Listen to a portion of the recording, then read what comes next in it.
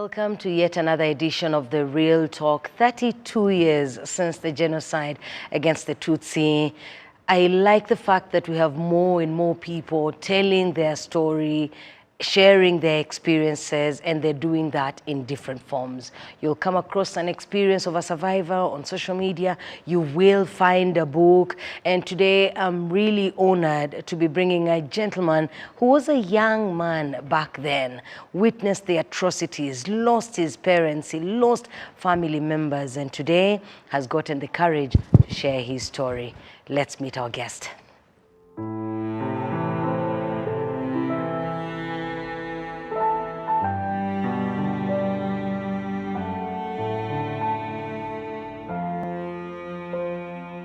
Welcome to The Real Talk. My name is Jackie Lumbasi. Our guest is Gus Mukurarinda. Gus wrote us a book. It's called The Snowfall, one boy's account of the 1994 genocide against the Tutsi in Rwanda. This is a memoir. Gus, good to see you.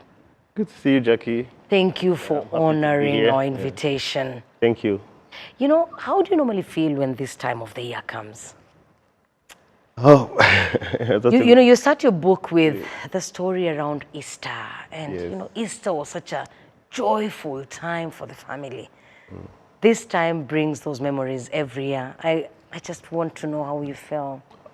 That's a very good question, because if you ask me, usually these days it's always hard. It's not easy, and since you mentioned Easter. It's really hard for me to celebrate Easter.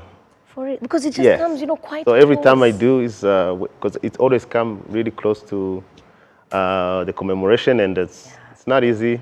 And now I understand something. Actually, it's right now that I understand what Christmas used to mean for my parents. Probably we talk about that. We will talk about Yeah, maybe. it. Yeah. Yes. Yeah. Great.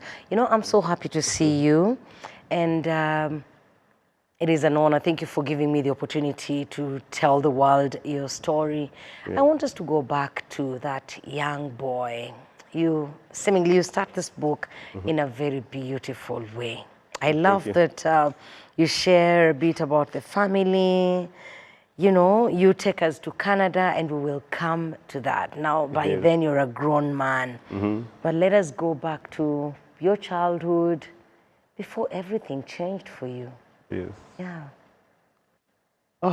First of all, before I continue, I wanted to say I've been a big fan of your show. Thank you. I'm humbled. And every time I watch it, I would like to be on that show. Thank you for inviting me. My pleasure, my dear. I'm so happy to hear that. Thank you. So coming back to my childhood, honestly, I would say those 11 years of before the genocide, those were the best years of my life, if I can say. Yeah. And I would say, because I say that because after the genocide, I cannot consider myself as a child anymore, because I was forced to grow up. Yep. Yeah, but... became a head of a family. Yes, so we had a very beautiful community, as I described it in my book. And honestly, it was beautiful, and having also, let's say, a village I used to go to see my grandmother and the whole community. It was a beautiful life, really beautiful life. Despite that, we knew, of course, growing up in that time before the genocide, and being a Tutsi, there was a lot of challenge that we had to face. You're saying in school, in your primary school, they would separate you, have you people register, and they would say, how many people do we have? Are you Hutu? Are you Tutsi? Yes. That did not make sense to you at first. That's For a young child, that wouldn't make sense, really. Yeah, that's exactly what I say. We were happy kids, but there's a few things that happened in that time that actually I feel like kids nowadays should be happy. Those things don't exist anymore. So that means we had to know some of the things children are not supposed to know. Yeah. So, and that was government policy. I mean, it's as soon as you start school, you have to know your ethnic group. So that means, and the way they were doing that, you have to stand up, go in front. So let's say I was part of the minority. Yeah, because your class had, in your class you were only 4? We were only that 4. time? Yeah, exactly. And God. that was not really good for a child. You started to know at a young age that you don't belong to some of the things, you don't deserve some of the things. Yes. And your parents will start pushing you, say, you know, you have to be the best, because if you don't, then you won't have any future. Yeah. So, yes, you're happy, but at the same time, you have that pressure on you. So you grow up with that pressure.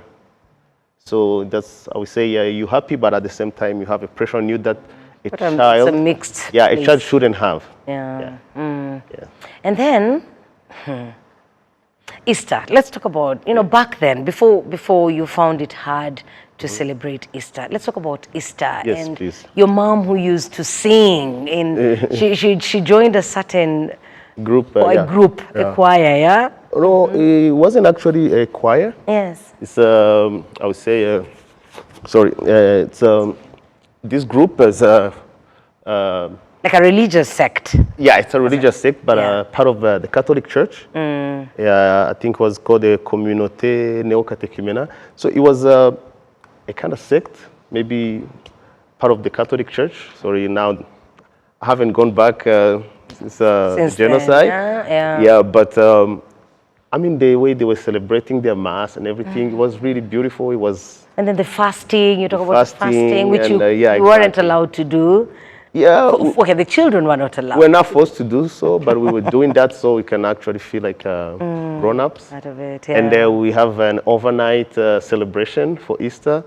And those were the things like, and I remember even, let's say, before Easter, like the Mass was Saturday evening. So, and the fact that we used to go to church Saturday evening and come back home late. Yeah. And I mean, it was beautiful. And then we would go like with the other kids in the community, and once we get there, we meet other kids from, because I was born in Nyanza, but a little bit on the outskirts, like just this place called the Gihisi, for those who know. So we walk like all the way to Nyanza downtown for church. It was amazing. Yeah, you described it so well. You know, as we mark 32 years of Kwibuka, the genocide against the Tutsi, I want us to, and I've had the pleasure of, or the honor of talking to many different survivors who tell different stories, and every one of the survivors experienced such animosity, such life-changing incidences that at that young age, people shouldn't have had to go through that. I want us to talk about that morning. For you, for some people it was in the evening. I once had a football player who talked about the football match that was happening that evening. So for you it was that morning. And in the morning, you and your siblings, who were not big fans of the president at that time, got the news that the plane had crashed, and you were celebrating. Yes. Then your father walks to you and asks you, what is funny? What do you find funny? Because that plane crash is a sign that we are going to be in trouble. Yeah. Let's please recount that for us. Yeah, of course. As I said, I was always late to the party because, you know, I woke up late. But you're always late to the party. Yeah, always. So many times.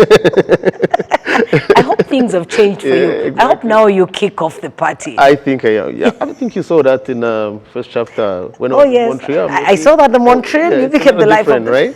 Very different. Yeah, so I was always late to the party, so I woke up late as usual. And then I found my older siblings were like, you know, happy, celebrating, you know, talking. Like, I was like, wow.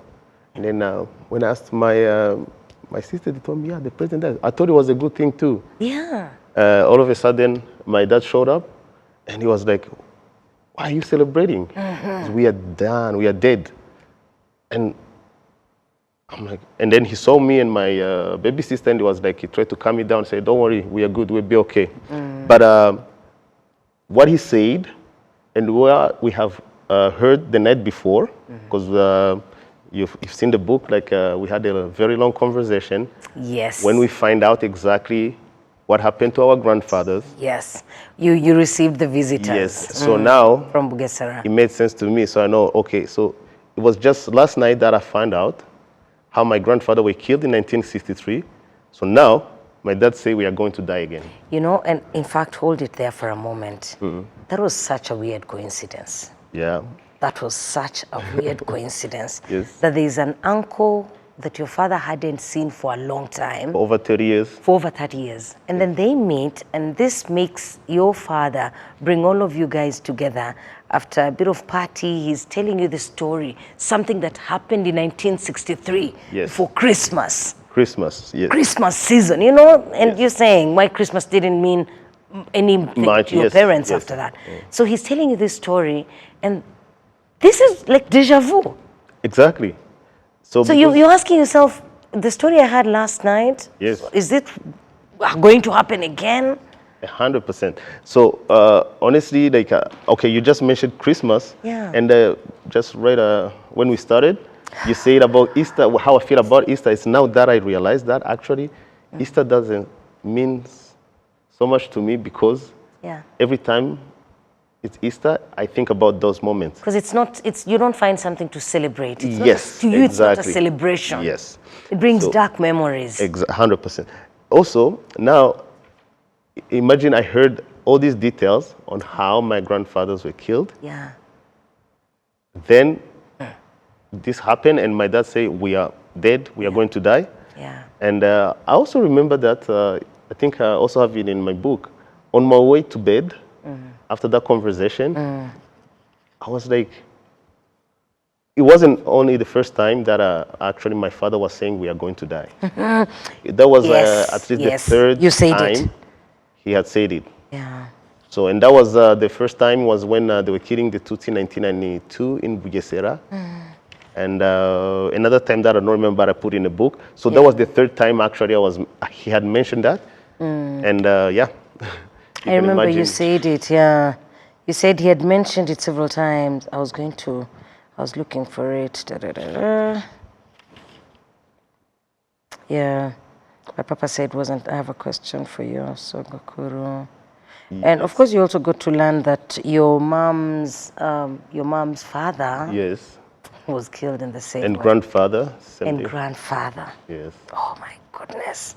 Yeah, I think that's at the end of this. That's what then I went to bed. Then I went to bed still reeling from everything I'd heard. My head was whirling with thoughts, and it took time for me to fall asleep. I replayed over again the stories I had heard, but it was the last things Papa said that nagged at me most. What did he mean by if anything happens to your mother and I? Or because not only did he mention that you're done, and not only did he keep talking about how, we're finished, but now he says if anything happens to me and your mother, you'll take care of your sister. Yes, exactly. Things. Yeah, he was actually... And he said it wasn't the first time I'd heard Papa say something like this. The first time I'd been over a year before, he had come home around 8 in the evening to find me crying because Tani had accidentally pushed me. And Papa seemed very upset. He told us to sit with him for a serious talk, asked me to call Tasien, bring him a bottle of beer. And then he had poured the beer, said, Shaferi, you're my oldest. I'm very disappointed in you. What if something bad were to happen to your mother and me?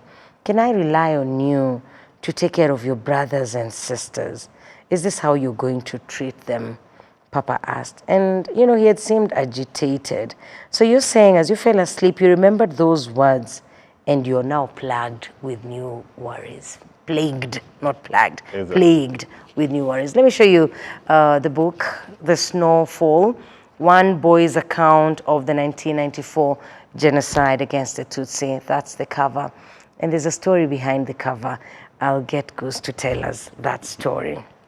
Yes. So then what happens? You're here, the father is telling you, don't celebrate, there's nothing to celebrate. And I guess now the movements come shortly after, because there's a bit of calmness the first day, the second day. Yes. They haven't reached you. Things are hot in Kigali, you're being told. But you guys in Nyanza are safe. In fact, your father at some point even tells you, let's not worry, maybe Nyanza is safe. That's what they always believed. Yeah. Because, first of all, how did we end up I mean, how did my father ended up moving to Nyanza? Nyanza, mm-hmm. Because the story of 1963. So my father was born in Bunyambiriri. That was somewhere in the south. Yes. Bunyambiriri, and Bufundu. It's before it was in the province of Gikongoro. Mm-hmm. So that was so he moved to Nyanza because it was much safer. Yeah. So then, honestly, people from Nyanza, we always thought probably it would happen everywhere else, but not in Nyanza. You always felt shielded. Exactly. And that's why it probably took like 2 weeks. But I wouldn't say it took 2 weeks because the people from Nyanza were nice. Yeah. There has been a little bit of, either in the whole province of Butare and the region like Nyanza, in Nyanza, there was this man, he was a mayor, his name was Gisagara. Mm. So this guy really tried his best. You said it, yeah. Yes. He to hold it. To hold it, because the mayor really had the power. Yep. Like that time. He could order people. Yeah, and also I think the prefect of the province of Butare, also I think he was a Tutsi, but Mayor Gisagara was a Hutu, but who really did not want that to happen in his district. Yeah. So he fought a lot until the president of that government that carried out the genocide, Mr. Cindy Kubwabo, he actually had a trip to Butare and they gave a warning to any of those mayors or anyone who was actually trying to oppose the genocide. That was, I think, on April 19, and that's what happened after that. Yeah, so they started killing. But in Nyanza, they had to kill Mr. Gisagara first. Yeah. He was killed first. He was killed first. Because he was the one delaying the work. Yes, exactly. As they kept saying, he was the one delaying them. Yes, and apparently they tied him on a pickup truck, and then they put him around the city, the town, to show everybody, you see, that's the guy who was opposing.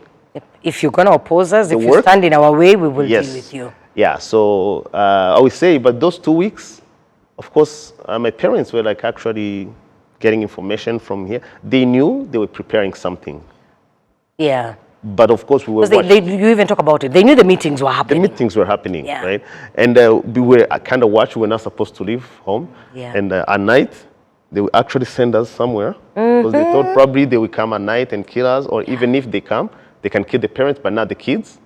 But in the morning, we come early. You come back home. That's what happened those 2 weeks. And then eventually, after the 2 weeks, you now had to move farther away, Yes, exactly. For some reason, you had to move farther. Yes. You and there was an aunt who stayed in the neighborhood. You had your cousins that you used to stay with. So you now had to move farther because they thought it's getting unsafe. Yes, exactly. The fear set in. They already knew what was happening. Yeah. And also the mayor was killed, so there was nothing left. Talk to me about staying, when you traveled. First, of course, you had to keep using the back road, hide from any suspicious characters. And then you reached this place and you had to stay, a lot of you sharing some small space, sleeping on this small mattress. Talk about that shift from your house with your parents and the comfort of, a home, you and your siblings, and now you're fighting for space and, just fearing for your life. Yeah. So honestly, I would say that's the thing, being raised in that period of time. So it's you had to know these things can happen. So, I mean, I don't know how to, because our parents never sat us down and tell us this will happen. Yeah, if this happened, you have to do it this way.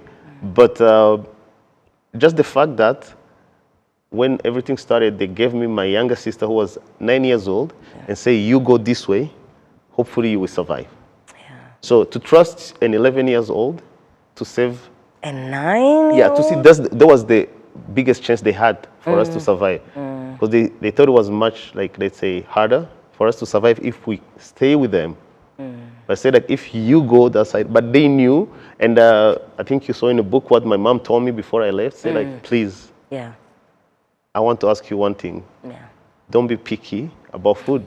Whatever they give you, just eat. So whatever they give you, just eat. So actually, she prepared us for any situation. So we were ready for any situation because we thought, actually, it's sad that an 11 years old had to know, so my fate is to die. So if I had to sleep on, let's say, on the ground, Yeah. that's okay because I'm not dying, right? Yeah, if So you had the to fate, just survive on yes, porridge, exactly. that's yeah, on okay. porridge or Better than whatever. death. So it's like the fate was to die. So if Yeah. there's something else, it's not really as bad as that, right? When something else happened, okay, before I get to your father. So of course, while you're there, tell me about Bosco, Emmanuel. There are people in whose care you were up until a certain point. You know, you thought they cared, you thought they were going to protect you, but once in a while, you'd see signs that these were not the protectors you thought they were. Oh yeah, of course.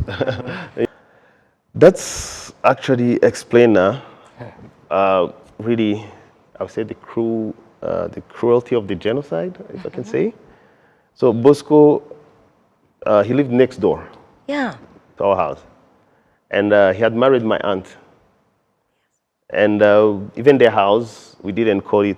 I mean, going to their Said house. Hiria. It was next door. Yes, next. It's our. It was like our other house, Yeah. right? So it was obvious that when all these things were happening, of course, everybody thought Bosco, not just us, but us actually even the extended family. They all thought probably we have Bosco. He's an educated man. He's a respected man in the community. So he probably going to do something like, protect us, especially us, of course, right? And that's why my parents sent me to Bosco's parents. Yes. But again, what happened later is that Bosco himself changed later. Yeah. And he even unfortunate. even played the role in the death of my mom, Yeah. the killing of my mom. So, and it was hard because his kids are my cousins. I know. That was the hardest part. And also, not just Bosco, but I also remember his father. Bosco's father also kicked me out in the middle of the night at 3 a.m.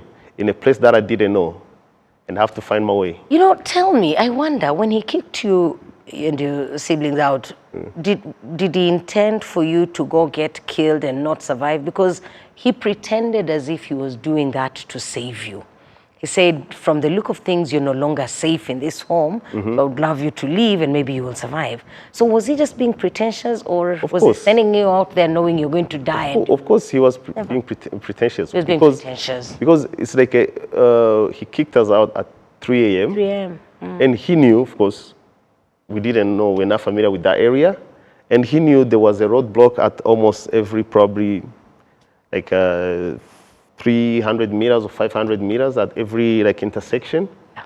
So he, of course, knew we were not. He knew the danger he knew the danger that was out there. But he did not want us to. He didn't want that to happen on his property. Yeah. And he already knew my dad and my mom were killed, he knew nobody would ask him anything. Yeah. But being kids, but of course, I'm not gonna say being kids because we didn't know. We thought the other safe place was at his son's Bosco. So we were trying to find a way to get to Bosco's house because we thought we would be safe. Because you didn't know, by that time you didn't know he had changed. Yes, so it was on our way that we find out actually what he did to our mother. Yeah. So then finally found we were just on our own. So let's take a short break, because when we come back you'll tell us exactly that. But also another deja vu moment. Your father visits. You hadn't seen your father for a long time. He visits Muzee's home, and that also happens to be around the time when he's taken and he gets killed. I'd like us to look at that when we come back. Yeah. Thank you for joining us. Visit. Yeah. It wasn't a visit. It wasn't a visit. Yeah, he was actually running. It was like a farewell. You're going to tell us about Yeah. it. Just give me 1 second. Yeah, thank you so much for joining us. And for today, we are having a special conversation on Okwibuka, as we mark Kwibuka 32nd. We are talking to Gus, who shares his story. Gus wrote for us a beautiful book, The Snowfall. The reason for the cover, and I cannot wait for us to get to that. So Gus traveled at some point in his life. He traveled from Rwanda to Canada, and this was the first time he saw the snow. He hadn't seen it. You know, I personally haven't seen the snow, and I keep wondering, while I was reading it, I kept asking myself, would I react in the same way that Gus did? And then he also ended up losing his keys. What a rude welcome to the snowy experience. We'll be back in a bit.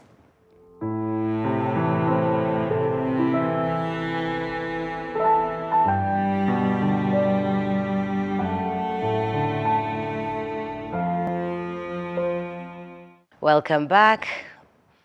Welcome back. My name is Jackie. Our guest is Gus Mukurarinda, the author of the Snowfall, One Boy's account of the 1994 genocide against the Tutsi in Rwanda. Gus, you're saying your father coming to Muzee is almost not a visit. It was not a visit. It was not a visit? Yeah. Oh, okay. Explain it to us, because the reason I said visit is because now I related it to your uncle and Yosogokuru and the other guy who came home. Yes. Just a day before things went haywire. And then your father is down here, you hadn't seen him for a long while, he's come to see you, then it also just happens the time that he gets exposed and he's taken in and killed. Please share that. Yeah, so actually he did not come to see me. Yeah. He probably didn't know I was still there. Oh. Yeah. You don't think he knew you were still there? No. Because I know you walked out on them. You found them whispering. In fact, there was a silence. Remember, he left me there Yeah. at the beginning. Yep. I remember he put you on his motorcycle and dropped you there. Yeah, thinking that I'll be safe there. Yeah. Then, after he started running. Cause, So he kept moving, running from one place to another. Yeah, because after he dropped me, my other siblings to different places for safety, he went back home. And then when they started the killing, actually they found him home and he ran away. Oh. So he'd been to different places hiding. They apparently caught him one time and he ran. And so he actually was running again for his life when he found me there, because that was in the middle of the killings. Yes. So that's why he was in the middle of the night, and from what I saw, he was all wet. He'd been like walking, like hiding in forest and bushes, whatever. So he actually, because he knew the area at least, not just not like me. Yeah. So he found himself there. Then they told him we were still there, but then he didn't want me to see him at the beginning, right? Yeah. Because he thought probably him staying with actually when he came, he was looking for a hiding place as well. But when he found out we were there, he thought probably was not a good idea for him to stay there. So he moved to a different He wanted compound. to move. He asked them to find him another place, somewhere in the neighborhood, because we were in the middle of the night. It was raining, so that was the best time to move around. So actually, this is during the genocide. It was raining a lot. It was in April. Yes. So yes. during the rain was the best time To move. for the Tutsi to move around. So that's why he came there, because it was raining, and then he managed to make it there. Yes. But when he found out we were there, he said, You know how to move. Yes. He said now, because he never wanted you to be all in the same place at the same in the time. same place, right? So because, for Raz, we could blend in with my cousins, Albert, even though they were gone back to their parents' house, but Muzee could still say, these are my grandkids. People could just... You actually, on several occasions, when the militiamen came, he kept telling them, you're my... Before he changed, he saved us these are my twice grandchildren. when he called us his grandchildren. So my dad thought probably this can continue like that. Yeah. And then he had to, they found another place for him. But unfortunately, because he didn't want me to see him, because he didn't know how I was going to react. But unfortunately, for him, and luckily for me, I got to see him for the last time. Yeah, because he gave you a hug, he was really happy to see you, Yes. and you watched as he walked away. You assumed he had gone to one home, yet he had gone to the next home. Yeah, because they told me the name of the place, the name of the owner of the house where he was going to. I thought it was the other one where he used to hide before, I think somewhere at the beginning of the book. You mentioned it? Yes. And then the following morning, when you hear these chants and noises and all, when they were checking houses, because they came and checked Muzee's house, this man said you're his grandchildren, you were okay knowing they will not check in the other house. The other house that's behind? Where the father Yes. is there. Yes. Then you hear noises coming Across from the street, yes. across the street. Yes. And they're saying, Marimu, Marimu. Exactly. Then I still For a moment there, you're saying, maybe it's not my Mwalimu. Yeah. Maybe another person. Exactly. I thought it was someone else because I thought he was in the house behind. Yeah. But actually was in the house across the street. So when I saw them going on the other side, I say, oh, yeah, my dad is not dying. He's safe. Then they found somebody. They were just dancing. And I'm like, who's Mwalimu they talking about? Because my father's is in the other house, not that one. Until I saw his bald head like, from far. So How did you feel? Oh my God. mean, You know, let me tell you, Gus, I had goosebumps as I was going through this. Because it's one thing to be told your father has been killed. It's another thing to see it happening or see it going to happen. At that moment, as an 11-year-old, you have seen your father, he's been captured, and you know that the only way out of this is death. yes. How did you feel? You who had been told so many times you'll take care of your sister, if anything happens to me and your mother. And then I imagine as a boy, you've got to be strong for your sister. So you're saying Niniket should not see this. Yes. But, you know, the first thing actually that came to my mind as I saw them, let's say, getting him, is like, because some of the militia were still around there, right? Yeah. So the first thing in my mind was like, pretend as you don't know that man. Oh, gosh. Yes. Yeah. You have to make sure you're not showing any yeah, emotions. No, you have to not show any emotion. And I have to make sure my sister didn't also. Because then we just like, I think we're now just looking, because I wanted to see, but on the other side, I wanted to, it was a little. You want to run there, yet you can't run there. You want to scream Papa, No. and you cannot scream Papa. Running and screaming is not an option. It's not an option. But for a child, how do you control yourself? Because I imagine as an 11-year-old, I don't see what will hold me, what powers will hold me back from running towards my parent. Like, where do you get Because we the understood courage? what was happening. Oh my God. Yeah, because we understood what was so happening. Much. Yeah, and that's the sad For a part. young child, exactly. That was really sad. Because like growing up, like as a Tutsi before the genocide, there are a few things you needed to know. So everything you hear from your house, your parents talk about, you cannot say that to your friends outside. So that's something you already know. You can. There are things to say and the things not to say. There's a few things, you know, like even in school, you know you're not supposed to just play. You know, you have to be good at everything. So that means we were prepared somehow. This had hardened you. Yes. So, yeah. So when this moment came, you just had to step into that role. Exactly. So because remember, even we're talking about my parents gave me Niniket. But remember, my aunt also left me with Diane, who was 4 years old. With Diane, yes. Yes. So now So you had these two girls. Yes, 4 years. So imagine the fact that. Oh, Diane was 4 years. 4 years old. Yeah. So imagine like a mother leaving her 4-year-old to you. It's because you know what is happening.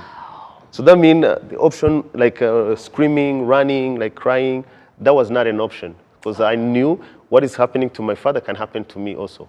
Okay, did you at least cry when you entered the house? Yes, I did. You did? Yeah, after I entered the house, I started crying. But I made sure also Muzehe didn't see me or anybody. Oh, no. Because, I had to do that, like, you know, in hiding. How did you get the news, the information that he had been killed? Because now, of course, when they're taking him away and they're dancing and they're screaming, you're still hopeful that you will see him, that he will survive. When do you get to know that it was all done? So the thing is, the man, his name was Emmanuel, who actually was hiding him in his house, because hiding my father was really, I would say, a punishable like offense. It was like a risky thing he was doing, So they took him also, this man, they took him to the roadblock, wherever they killed them. I remember and they also like had to punish him. I think he was beaten and stuff. So and when he came back, he told us that he just came back to give the news. But he was also talking about how they beat him and stuff. Yeah, I remember him. He said how he was, he tried his best. He tried to help, But he was powerless. Yes, exactly. He was powerless. Yeah, I actually got a chance to meet him probably in a few years ago, like 2017. And he told me the same. He said, like, you know, I did my best. I tried my best, and I was beaten. And yeah, but I did my best. I remember, like, there was this genocide survivor who was there, like, I mean, in 2017, because he owned now in the same area, like in Kiruri. Yes. I went around to, when I was writing, just to remember. That was the first time I actually went back. And then I met Emmanuel, and we sat in his bar, and then we talked about the story. And he told me in details what really happened. And there was this this lady. She was a genocide survivor, and she offered him a cow right there. Oh wow! Yeah, in 2017, so like she offered him a cow because they said, like, yeah, you've been my friend, but I didn't know you did some of these things. Like, yes, you know, yeah. Other than offering protection, did Emmanuel change to become a terrible person? No, commit atrocities? No, he stayed really clean. He stayed clean. Yes, yes. Also, the cow was quite deserved. Yeah, it was quite deserved. Yeah, yeah. Because the lady said they've been really like very close. She's a survivor from that area. Said they've been very close. He has been a good man, like in the community, but he didn't know. She didn't know actually. He also did. Story. Yeah, that was a good. Oh boy. Good moment. And, this is just, you know, I have a feeling I'll have you back on the show. We will have another conversation. Yes. Because you also have the experience. Now, writing this book has led you to have a conversation with Emmanuel. You've interacted with other survivors. And I will need a whole entire show for that. I will need an entire show for what happened after you met Albert. You know, these are your cousins. So it's all in the book. It's all in the book. So that part, I have a feeling we'll not be able to touch on it today, but we can do it for the next edition. So you get to know your father is gone, and you know now the reality hits. At that point, you're not sure about your mom. You don't know about your mom, and you don't know about your other siblings. Yes. Then you get thrown out of Muzee's house at 3 a.m. From there, where did you go? Of course. And that was just shortly after your father was killed. Yes, after. No, actually, it was because my father was killed on April 28th. So even though it's like probably almost 8 days after we left home, it felt like probably an eternity. I don't know, right? So, and then my mom was killed on May 7th. So, and then I think Muzehe kicked us out on May 9th. It was right after he found out, okay, their father is gone, their mom is gone. What am I doing? Yeah. So, and then when Muzehe kicked us out, of course, that's where like, we're still, kids. So that's why we say, oh, okay, he's kicking us out. But the only place we know that can be safe for us is to go to Bosco, his son, which was a little bit far, and we didn't know the way to get there. We didn't know how to get there, because remember when we came, we were brought by my dad, and we're using some Panya roads. Panya roads, and so me, I didn't know how to get back home. But I knew I would just take this one main road and probably get in Gatagara. From Gatagara, I might find my way home. I don't know. But whatever was like, we were going to Bosco's. But we didn't know any other way other than the main road, probably that we're going to try. And that one was full of roadblocks. Yes. And it wasn't even raining that night. So that was hard. This wasn't a night for you to be moving. So luckily, after we left, the Muzehe got angry and said, like, even when I tried to go get my shoes, he still said, like, get out. So, and then, but one of his nephew, the Maseni, actually, I don't know why he came to help us, but I think probably they want us to go to that as far as possible. But Damascene had always been your friend. Yes, he always you guys, been. But the strange part is that he took us all the way to Gatagara using some Panya roads and stuff in that night, avoiding roadblocks. And we arrived in Gatagara in the morning. And then he told us, okay, now you're on your own. You're on your own, yes. And then he was like, you see the roadblocks? The roadblock over there? So actually that one, if you can it's not that bad, you know, you see there's not so many people in it. So if you can actually pass that one, there's another one after that. If you can pass those two, you'll be safe. Can you So, imagine? yeah, that's what he told us. So that's why I'm saying, like, yes, he has been nice to us. Yeah. You know, but why now? I said, like, you see that roadblock? If you're lucky to pass that one, there's another one after that. If you pass those Pass that two, one, then you will survive. you survive. He's not even trying, he's not making an attempt to help you pass those roadblocks. Yes. Can we try a different route and see how Yes. he was? But we still thought probably that was possible because Yeah. he's a person who used to go for doing all the errands and stuff. So we thought probably that, yeah, I mean, that was the first time You we trusted actually went outside since the Oh, whole thing yes. started. Yes. So we did. That was the first time. Yeah, we really didn't know what was happening out there. Yeah. Apart from what Francoise, my cousin, told me, So she went you through a were lot hearing before of the roadblocks, but it was the first time you're seeing the roadblocks. Exactly, that was gonna be the first time for me to see the roadblock. Yes. But as he said, we passed those two. Yeah. Because the first one, actually, they were busy, like, I mean, they had the cow that they slaughtered, and they were just busy sharing the meat and stuff. God So works we in walked by and they mysterious didn't ways. notice. But the second roadblock, that's where we met now, the people who knew me. I used to have a beautiful relationship with the Abashumba. Yeah, go. Because there was You talked about the yeah, Washumba. yeah. So there was a veterinary clinic right in front of our house. So the Bashumba from Nyanza and the surrounding will always bring their cows there. Yes. So they knew me because I always spend my time there. So in that roadblock there was easy for you. yeah, Yeah, most of you- the they people on that roadblock were Abashumba. They knew me.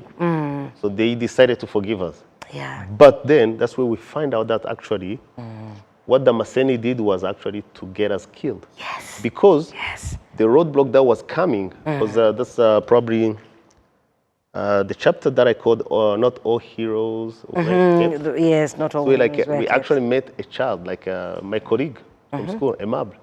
Aimable, yeah. Yeah, you saw Aimable, I right? saw Aimable. Like randomly. Yeah. So Aimable wanders. Like say there's a next roadblock that comes. Yeah. So like that was the most dangerous one. Yes. And he told us, I know so because that's my uncle. Was his uncle. Imagine.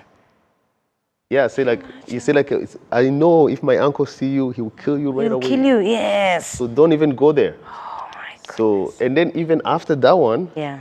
even if let's say by any chance we could survive his uncle, his name was Sebatkware. He Yeah. also was the brother of the mayor Ugira Shebuja. The mayor Ugira Shebuja is one of those genocidaires who are currently in the UK, who the UK doesn't want to send to Rwanda or doesn't want to just put to court in the UK. So Sebatkware was the brother to Ugira Shebuja, also the uncle to Aimable, the kid just that we met. Yeah. So even if, let's say, by any chance we could, that's what Aimable told us. Yep. So say, Even if you survive this even uncle. if you survive my uncle, the next one, Yeah. there's this other community that was known by Abatazi. Yeah. Abatazi mean butchers. So there was Yeah, that they were a large family. A large family. And the next roadblock after that was owned by a certain Michel from the Abatazi family. Yeah. And after that, there was Chamatare, who was also his brother. And the next was Michel's Vincent brother, yeah. Imfura, who's currently in the US, by the way. Yes. Yes. So it's like, there's no way you can skip all these four roadblocks. Yeah. Yeah. Yeah. And then he suggested me a shortcut he was using coming to school. Say like he was passing through the forest and bushes and stuff. Say like probably use this one. Yeah, so Aimable's directions were clear. He knew every twist and turn of the narrow path that cut through forest and bush, over the hills and valleys. There are no militia or anybody along that path.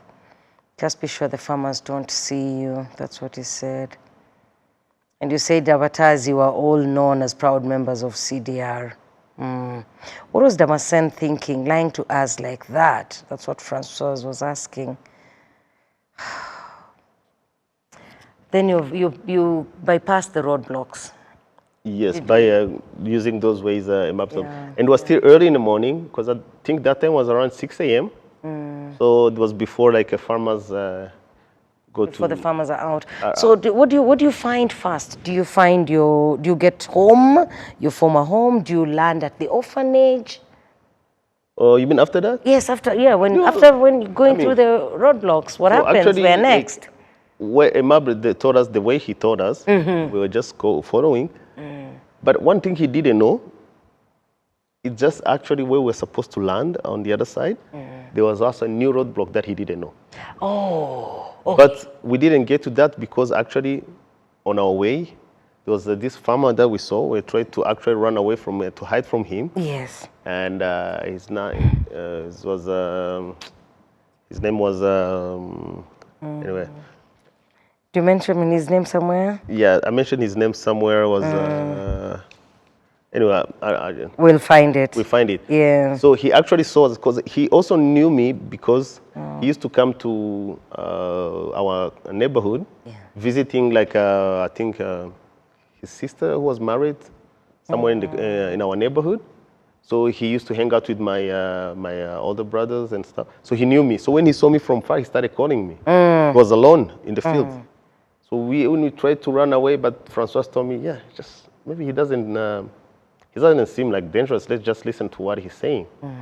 So we stopped, and then he came and asked us where we're going. Was it Karemera? Karemera. Karemera. Yeah, exactly. Yeah. So then, no, actually Karemera was his brother-in-law. Gakuba? Gakuba, yeah. Gakuba. Yes, Gakuba, yes. Yeah. There's Gakuba and Karemera. Yeah, it was Gakuba. So Karemera was Gakuba's brother-in-law. Brother-in-law, yes. Gakuba is the one you knew. He used to visit your neighborhood. Yeah, he used to visit Karemera. Karemera was our neighbor. Yes. Yeah. Yes. So then Gakuba saw us, and then he came running after us. So I saw there's something that happened to me in that forest that actually made him to catch us. What happened? What happened to you, Gus? I think I was I think my stomach had been. You developed upset. a running stomach. Yeah, exactly. Yeah. So you messed yourself. Huh? Yeah. Yes. When I was gonna help myself, then that's where he managed to catch up Okay. on us. Yeah. And then he was for a good thing because he wanted to say like, "Why are you going?" Yes. So we told him where we're heading. They're like, "Yeah, that was really it's been safe, but now there's a roadblock there. So let me show you another way." So And you know what you also say, you mentioned much as he came and he looked like a good person, you still were a bit apprehensive. You wanted to trust him, but at that point you had grown wary of all Hutu people that you had known. Yes, exactly. In your childhood, yes, because you had seen some of them turn against you. Yeah, 100%. Yeah. Yeah. Also, of course, because even himself, he actually grabbed a big stick. Yes. Because, of course, he had to explain if anybody's asking, why are you taking this test? Like, I'm going to kill them. Or I'm taking them to my boss for a reward.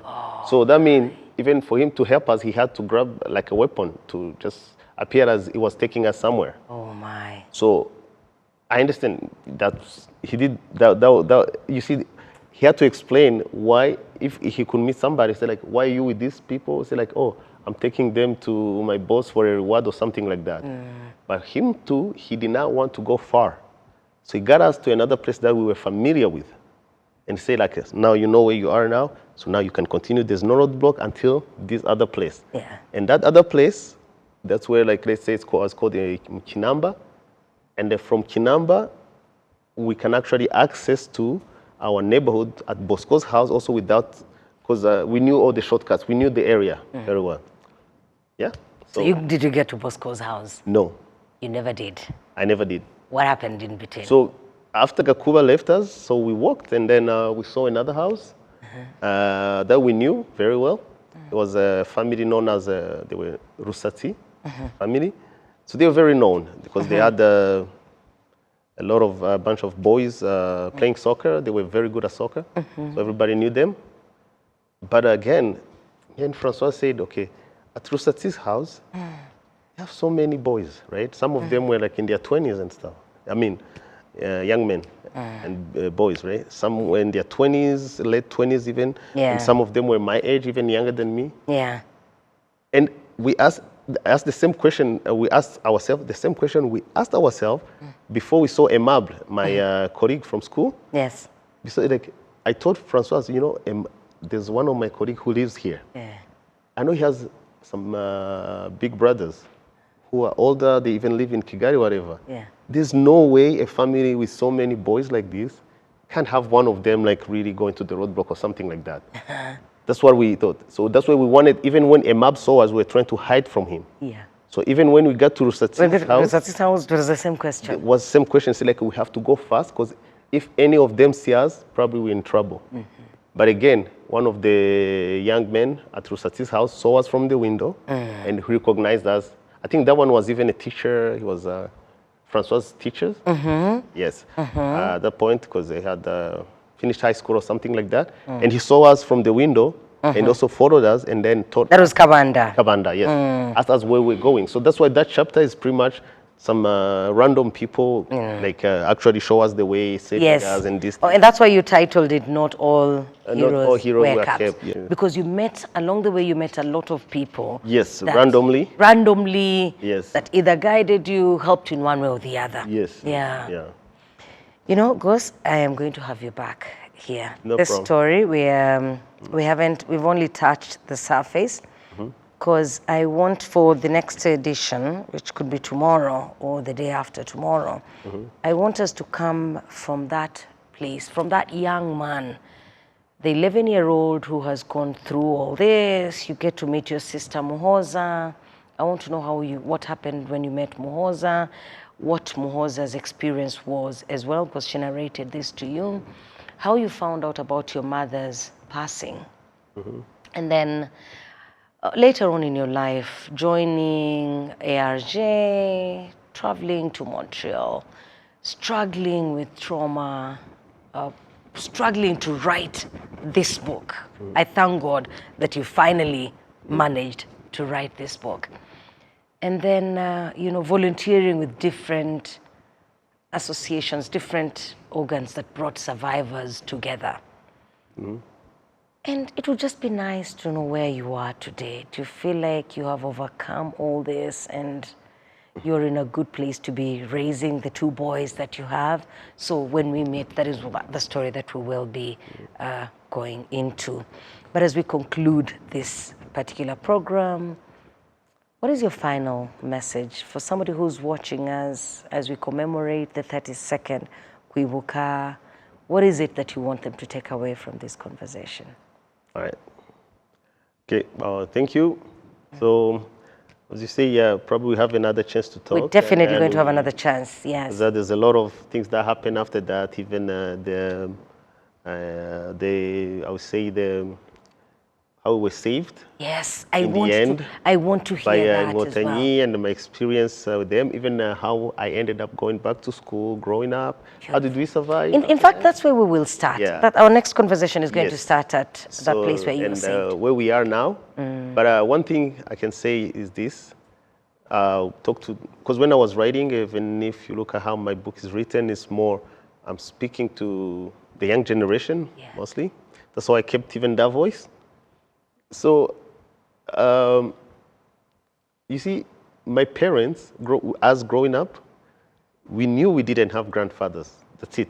But we couldn't ask. Because they were not supposed to say anything. They were not supposed to talk. So that means, because if they tell you what happened, then you go and talk to your friends, and then they'll be in trouble.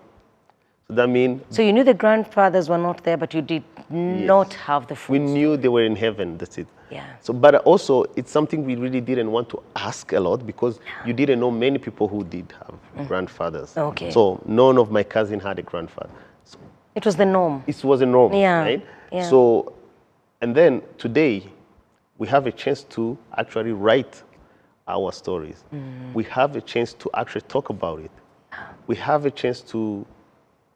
So that's probably what gives us, I mean, because I remember, I think before we had this conversation, you were asking me how, after going through this, where do I get the courage? So the courage is that, so actually my father, or even people of his generation, who actually, let's say people of his generation, who survived in 1959, 60, 63, 73, actually they are the same people who probably now came back and saved us, right? Yes, yes. So I hope that this generation really understand that they have a chance that other generation did not have. Yeah, okay. So let's use it. Yeah, let's not take it for granted. Let's not take it for granted.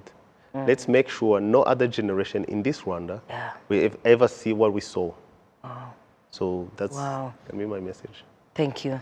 The dedication, which is in the early pages of the book, Gus says to my sons, Imena and Inema, I love their names. Thank you. My nieces and nephews and all children born of genocide survivors, I dedicate this book to you, the generation that bears the weight of our history. May you draw strength from the past to build a future rooted in peace, love, and hope. To all Rwandan youth, the heartbeat of our nation, your resilience will shape Rwanda's tomorrow.